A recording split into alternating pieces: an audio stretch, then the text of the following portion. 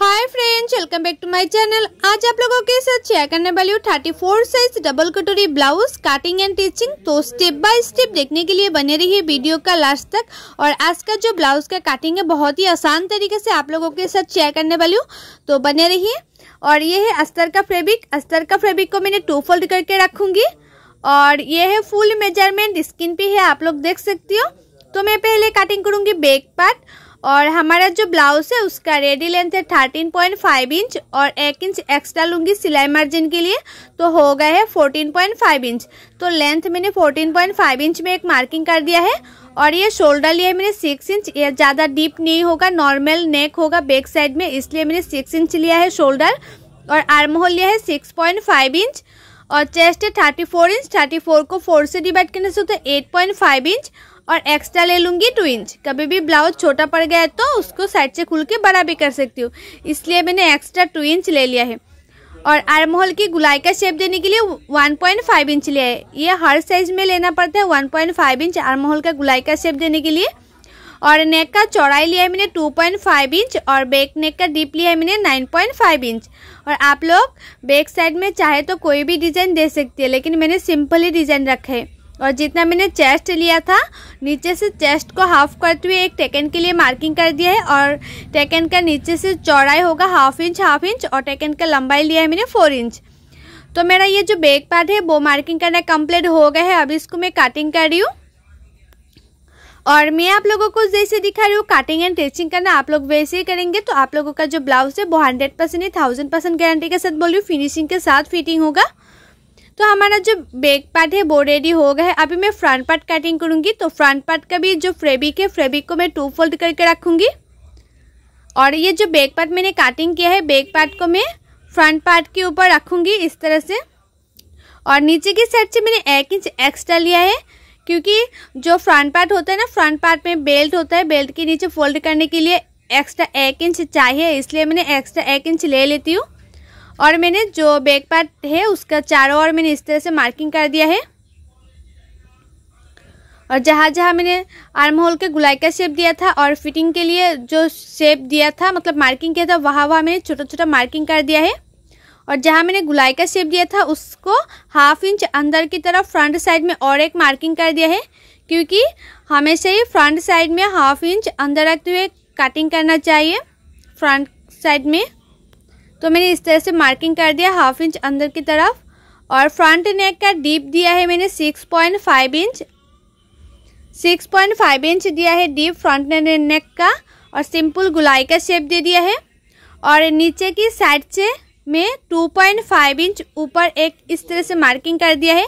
1 inch छोड़ते हुए, नीचे की साइड से मैंने 1 इंच छोड़ते हुए उसके बाद 2.5 इंच में इस तरह से एक मार्किंग कर दिया है। और ये नीचे का जो पार्ट है वो होगा बेल्ट का पार्ट। अभी मैं कटोरी के लिए लिया है 5.5 इंच। ये 34 साइज है, इसलिए मैंने 5.5 इंच लिया है कटोरी के लिए। और आर्म होल की साइड से मैंने लिया है 2.5 इंच। ये कंपलसरी है, लेना ही पड़ता है। और नेक जितना मैंने लिया था उससे 1 इंच ऊपर एक मार्किंग कर दिया है। अभी तीनों मार्किंग को मैंने इस तरह से मिला दिया है। और जितना मैंने कटोरी लिया था, कटोरी को इस तरह से हाफ करते हुए एक मार्किंग कर दूंगी इस तरह से। और उसी मार्किंग का जो लंबाई मैंने लिया है 2.5 इंच। आप लोग हर साइज में 2.5 इंच लेना लंबाई। और ये साइड से 3 इंच लेना और ये साइड से भी 3 इंच लेना, क्योंकि ये फॉर्मूला है 3 इंच लेना ही पड़ता है हर साइज में। और मिडिल में 2.5 इंच लेना पड़ता है। और बेल्ट का शेप देने के लिए मैंने हाफ इंच ऊपर मैंने इस तरह से और एक मार्किंग कर दिया है। अभी सिंपल मैंने बेल्ट का शेप दे दिया है। तो देखो हमारा हो ही गया है।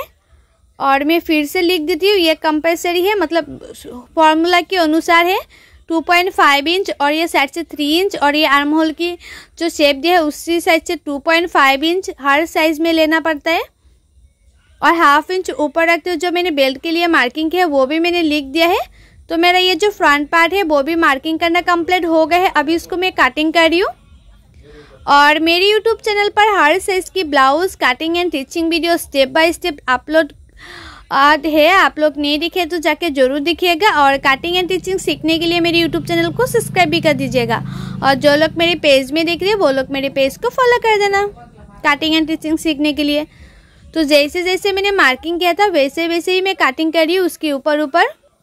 तो अभी मैं सिर्फ जो कटोरी है कटोरी की पार्ट के बड़ा करूँगी। तो ये जो दोनों कटोरी है मतलब डबल कटोरी है, इस कटोरी को बड़ा करना है। तो ये है हमारा फर्स्ट कटोरी। तो फर्स्ट कटोरी को मैंने रखा है और मैंने चारों ओर मार्किंग कर दूंगी इस तरह से। ये है फर्स्ट कटोरी। तो फर्स्ट कटोरी को मैंने चारों ओर इस तरह से मार्किंग कर दिया है। अभी इसी कटोरी को बड़ा कर लूँगी। और आप लोगों को जो कटोरी है और भी बड़ा चाहिए तो मैं जैसे जैसे 1 इंच ले रही हूँ साइड से, आप लोग चाहे तो 1.5 इंच भी ले सकती है। तो मैंने 1 इंच बड़ा किया है और ऊपर की साइड से मैंने 1/2 इंच बड़ा किया है सिलाई मार्जिन के लिए, और ये साइड से भी मैंने 1/2 इंच बड़ा किया है। अभी मार्किंग को इस तरह से मिला दूंगी, जैसे कटोरी का शेप था वैसे मैं मिला दूंगी। और नीचे की साइड से भी मैंने 1/2 इंच बड़ा कर लूँगी। आप लोगों को कटोरी बड़ा चाहिए तो आप नीचे की साइड से 1 इंच बड़ा कर सकती है। जो लोगों को कटोरी फिर भी छोटा पड़ जाती है बड़ा चाहिए तो, लेकिन मैं जैसे दिखा रही हूँ ना वैसे करेंगे तो कटोरी कभी भी छोटा नहीं होगा, बड़ा भी नहीं होगा, परफेक्ट होगा। तो आप लोग भी इसी तरह से कटोरी कटिंग जरूर करना, तो परफेक्ट फिटिंग आएगा, कभी छोटा बड़ा नहीं होगा। तो मैंने जैसे जैसे मार्किंग किया था वैसे वैसे ही कटिंग कर रही हूँ। और ये है हमारा फर्स्ट कटोरी। तो फर्स्ट कटोरी से मेजरमेंट लेते हुए मैं सेकंड कटोरी भी कटिंग करूँगी। तो फर्स्ट कटोरी से इसी तरह से मेजरमेंट ले रही हूँ। तो आया है हमारा 8 इंच। अभी मैं सेकंड कटोरी के लिए कटिंग करूँगी। तो सेकंड कटोरी के लिए जो फैब्रिक है वो भी 2 फोल्ड कर लेना है। तो सेकंड कटोरी के लिए जो चौड़ाई है वो मैंने 8 इंच लिया है। और जो हमारा सेकंड कटोरी मैंने काट के रखा था उससे मैंने मेजरमेंट लिया है, तो वो था 3 इंच। तो मैंने 1/2 इंच एक्स्ट्रा लिया है सिलाई मार्जिन के लिए, तो हो गया था 3.5 इंच। तो मैंने साइड से 3.5 इंच लिया है। अभी उसको इस तरह से एक बॉक्स की तरह बना लिया है। और 1 इंच नीचे इस तरह से 1 इंच नीचे एक मार्किंग कर दूंगी, ये साइड से भी 1 इंच नीचे। और ये जो हमारा फर्स्ट कटोरी है, फर्स्ट कटोरी को मैंने इसी तरह से रखा है और उसका शेप दे दूंगी ताकि सिलाई करने में उसका जो शेप है परफेक्ट आए, इसलिए मैंने उसको शेप देते हुए मार्किंग कर लिया है। और बेल्ट का शेप देने के लिए नीचे की साइड से मैंने 1/2 इंच इस तरह से ऊपर उठाते हुए एक मार्किंग कर दिया है। एक मैंने छोटा सा पिन भी लगा दिया है ताकि जो फैब्रिक कटिंग करते टाइम थोड़ा सा भी ना हिले, परफेक्ट तरीके से कटिंग हो जाए इसलिए। तो देखो हमारा सेकंड कटोरी भी कटिंग करना हो गया है। अभी चेक कर लूँगी ताकि उसका जो शेप है अच्छी तरह से आया कि नहीं। तो देखो बहुत ही अच्छा है उसका शेप। तो हमारा सेकंड कटोरी और फर्स्ट कटोरी कटिंग करना कंप्लीट हो गए हैं। अभी कटिंग करना है स्लीव। तो स्लीव के लिए जो हमारा बैक पार्ट है, बैक पार्ट से मैंने मेजरमेंट ले रही हूँ। तो आया है 9 इंच। और स्लीव के लिए जो फैब्रिक है वो हमेशा 4 फोल्ड में लेना चाहिए। तो मैंने इस तरह से 4 फोल्ड में लिया है। और स्लीव का चौड़ाई ले लूँगी 9 इंच, जो मैंने मेजरमेंट लिया था बैक पार्ट से।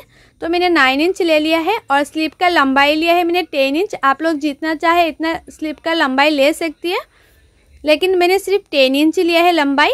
और जितना लंबाई लेंगे उससे 3 इंच नीचे और एक मार्किंग कर देना है। और ये साइड से 2 इंच पे और ऊपर की साइड से 1 इंच पे एक मार्किंग कर देना है। अभी दोनों मार्किंग को इस तरह से मिला देना है।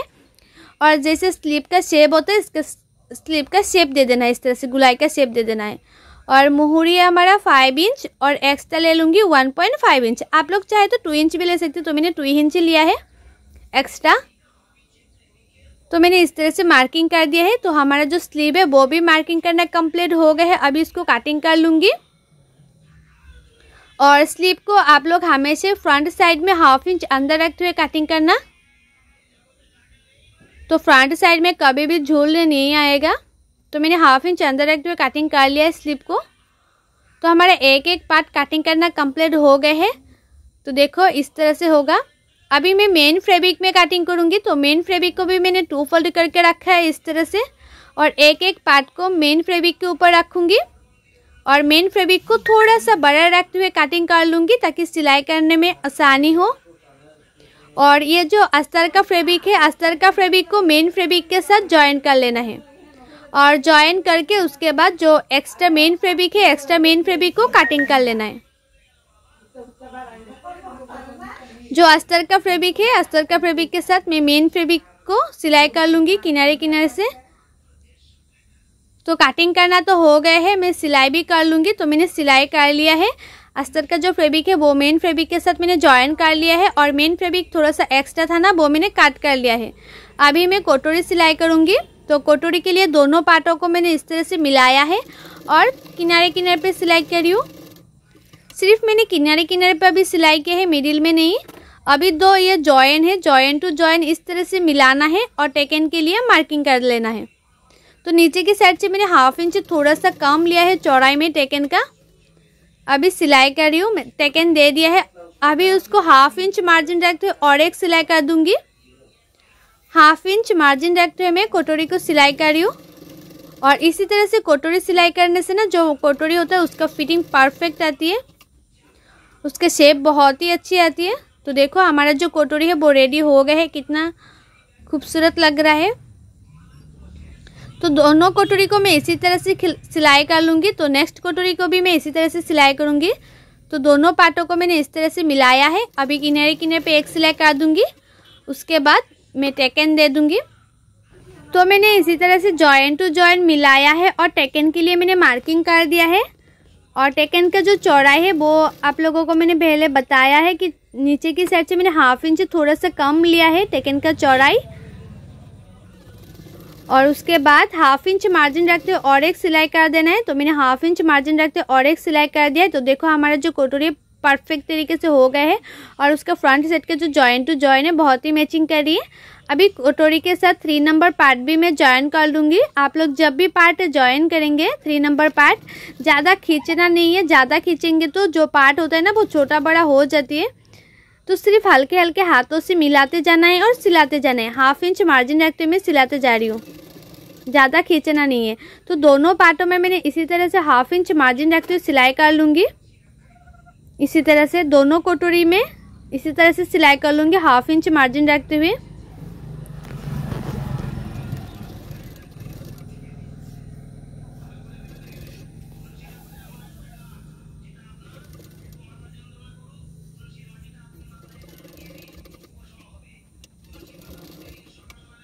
तो 3 नंबर पार्ट भी ज्वाइन करना कंप्लीट हो गए हैं।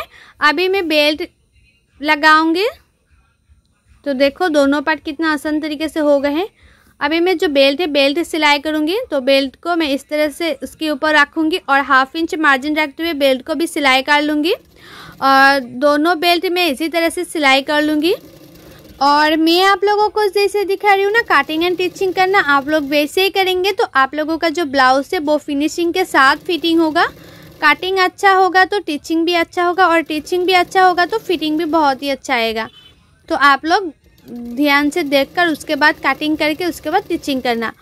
और जो लोगों को फिर भी दिक्कत आती है कटिंग करने में, कटिंग करना अच्छी तरह से नहीं आती है फिर भी, तो वो लोग चाहे तो फॉर्मा भी ऑर्डर कर सकती है। हर साइज का फॉर्मा अवेलेबल है मेरे पास, मैं खुद कटिंग करके देती हूँ फॉर्मा। और फॉर्मा का प्राइस क्या है, फॉर्मा कैसे ऑर्डर करना है, मैंने ऑलरेडी बहुत सारी वीडियो में बताया है। तो आप लोग नहीं दिखे तो जाके ज़रूर दिखिएगा। फॉर्मा लेना चाहती है तो परफेक्ट फिटिंग आएगा जो फॉर्मा है उसका, तो आप लोग जाके ज़रूर चेक कीजिएगा। तो देखो हमारा जो कटोरी के पार्ट है बेल्ट लगाना कंप्लीट हो गए है फ्रंट पार्ट में। अभी नीचे जो बेल्ट होता है बेल्ट के नीचे फोल्ड करने के लिए जो मैंने 1 इंच एक्स्ट्रा लिया था ना, वही 1 इंच मैंने इस तरह से फोल्ड कर लिया है। और फोल्ड करने से पहले ना आप लोग चेक कर लेना बैक पार्ट और फ्रंट पार्ट का जो लंबाई है। वैसे तो ज़्यादा छोटा बड़ा नहीं होगा, लेकिन फिर भी आप लोग चेक करके इस तरह से फोल्ड करेंगे तो थोड़ा सा भी छोटा बड़ा नहीं होगा, परफेक्ट आएगा फ्रंट पार्ट में और बैक पार्ट में लंबाई। तो देखो मैंने इसी तरह से मार्किंग करते हैं उसके बाद पीछे की तरफ फोल्ड कर लूँगी ताकि जो ब्लाउज है वो फिनिशिंग के साथ फिटिंग हो और देखने में भी अच्छी हो। तो नीचे की साइड में मैंने इस तरह से बेल्ट लगा लिया है, मतलब बेल्ट के नीचे मैंने फोल्ड कर लिया है। ये देखो दोनों पार्टों में जॉइन टू जॉइन कितना मैचिंग हो रही है। आप लोग जब भी ब्लाउज सिलाई करेंगे ना तो जॉइन टू जॉइन मैचिंग है कि नहीं ज़रूर चेक कर लेना। जॉइन टू जॉइन मैचिंग होगा तो आप सोच लेना कि आपका जो ब्लाउज है ना वो परफेक्ट फिटिंग आएगा। अभी देखो जो राइट साइड है, राइट साइड में मैंने हुक पट्टी लगा रही हूँ। आप लोग हमेशा राइट साइड में हुक पट्टी लगाने के टाइम जो कटोरी होता है ना, कटोरी के फ्रंट साइड में एक छोटा सा प्लेट डालना।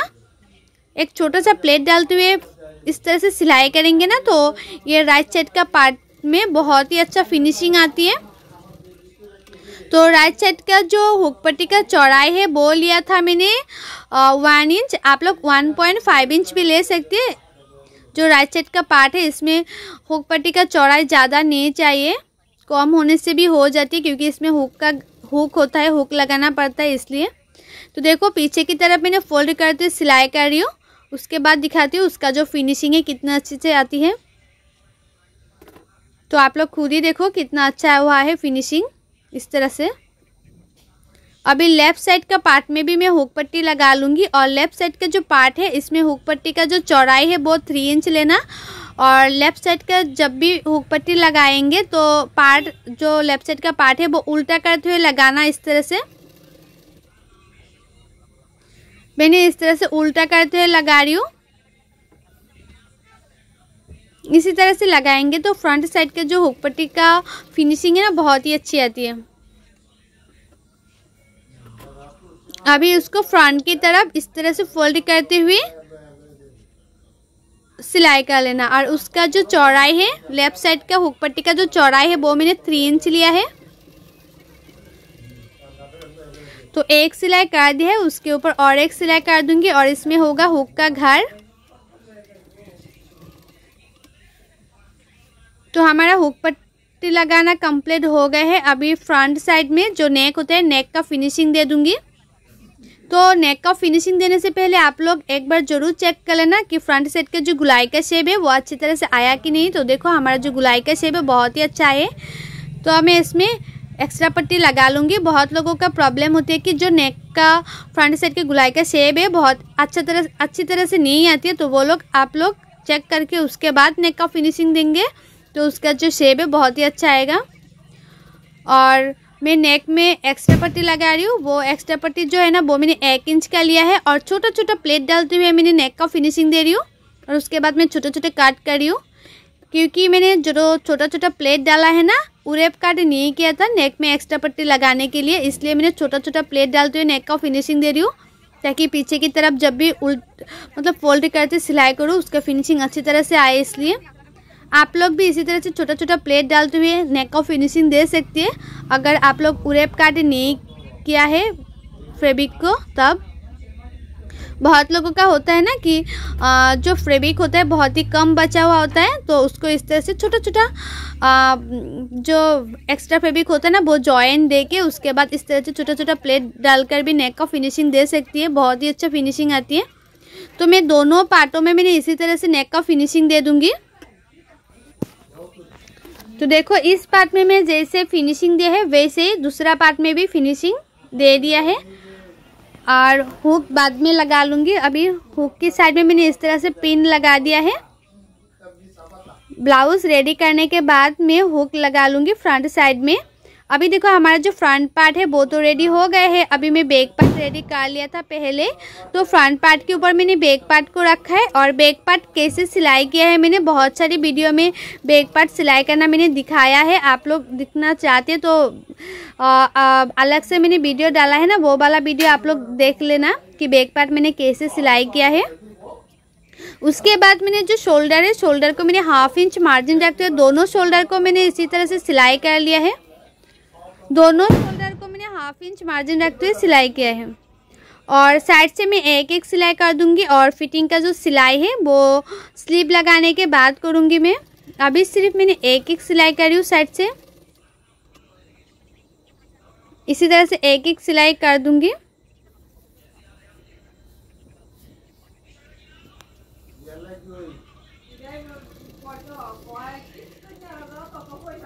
तो एक एक सिलाई मैंने कर दिया है और साइड से जो एक्स्ट्रा फैब्रिक है थोड़ा सा वो मैंने इस तरह से काट कर लूँगी। उसके बाद उसको मैं उल्टा कर लूँगी और मैं लगाऊंगी स्लीव। और ये जो स्लीव है, स्लीव लगाने से पहले आप लोग चेक कर लेना कि फ्रंट साइड में 1/2 इंच अंदर रखते हुए काट है कि नहीं, और स्लीव में भी फ्रंट साइड में 1/2 इंच अंदर रखते हुए काट है कि नहीं, चेक कर लेना। उसके बाद जो हमारा शोल्डर है, शोल्डर की मिडिल से और ये जो स्लीव है, स्लीव का मिडिल से इस तरह से जॉइन करना है। आप लोग जो स्लीव है उसको शोल्डर की मिडिल से स्लीव लगाएंगे तो कभी स्लीव छोटा बड़ा नहीं होगा, परफेक्ट तरीके से बैठेगा, फिटिंग भी बहुत ही अच्छा आएगा। फिनिशिंग के साथ बहुत लोगों का होता है ना, जो स्लीव छोटा बड़ा हो जाती है, एक साइड में छोटा पड़ जाती है और एक साइड में बड़ा हो जाती है। तो इसी तरह से सिलाई करेंगे तो कभी भी छोटा बड़ा नहीं होगा, परफेक्ट तरीके से बैठेगा। और मैं दोनों स्लीव को इसी तरह से सिलाई करूँगी। 1/2 इंच मार्जिन रखते हुए मैं स्लीव सिलाई कर रही हूँ और दोनों स्लीव में इसी तरह से 1/2 इंच मार्जिन रखते हुए सिलाई कर लूँगी।